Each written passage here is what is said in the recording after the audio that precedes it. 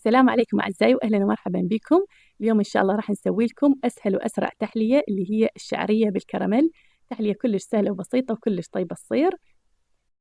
وهسه نبدي بسم الله مباشرة مع طريقة العمل. هنا أنا بطاوة على النار راح أضيف كوب من الشكر وأخليه على درجة حرارة متوسطة إلى أن يتكرمل. هنا أنا بطاوة ثانية بنفس الكوب راح أقيس كوبين من الشعرية وأضيف لهم ملعقتين كبيرة من الزيت، وأبدي أقلي الشعرية على درجة حرارة متوسطة إلى أن تاخذ ويانا اللون الذهبي، إلى أن يعني تشقر مثل ما تشوفون. بعد ما أخذت ويانا اللون الذهبي هسه راح نضيف لها كوب من المي. طبعا أنا أريد الشعرية تصير نص استاو، فلذلك أضيف لها فقط كوب واحد من المي وأخليها إلى أن ينشف من عندها المي على درجة حرارة متوسطة. شوفوا هيك صارت، يعني صارت نص استاو. وهسه راح أخليها على صفحة.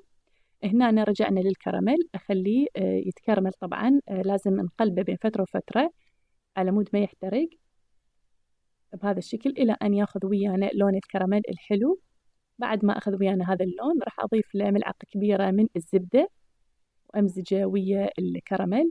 طبعا على صفحة أني أكون حامية أو غالية كوبين من الحليب، لازم يكون حليب حار مغلي. هسه راح أضيفه بالتدريج وأمزج على مود بسرعة، يعني يذوب وياي الكراميل بدون ما يتكتل. بهذا الشكل أضيفه بالتدريج الحليب الحار وأمزج. هنا كمية الحليب تساوي كمية الشعرية. هسه أضيف هاي الشعرية اللي احنا سويناها نص ستاو ويا الكراميل وأمزج كل المكونات وخلاص تصير وياي الوصفة جاهزة. بس هسه لازم أخليها إلى أن تتهدر.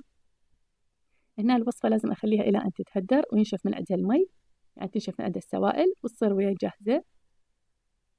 هنا بعد ما ينشف من عندها المي طبعا راح أغطيها وأخليها تتهدر، يعني تخلوها 5 دقائق إلى أن تتهدر.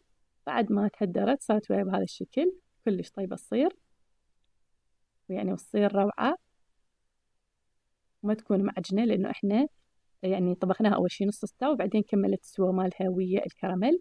زينتها بجوز عن جمل وتتقدم على هذا الشكل. تحلية كلش سهلة وبسيطة وكلش سريعة وكلش طيبة تصير. إن شاء الله تجربوها وتنال إعجابكم وألف عافية عليكم. أشوفكم إن شاء الله بوصفة جديدة وأترككم في حفظ الرحمن.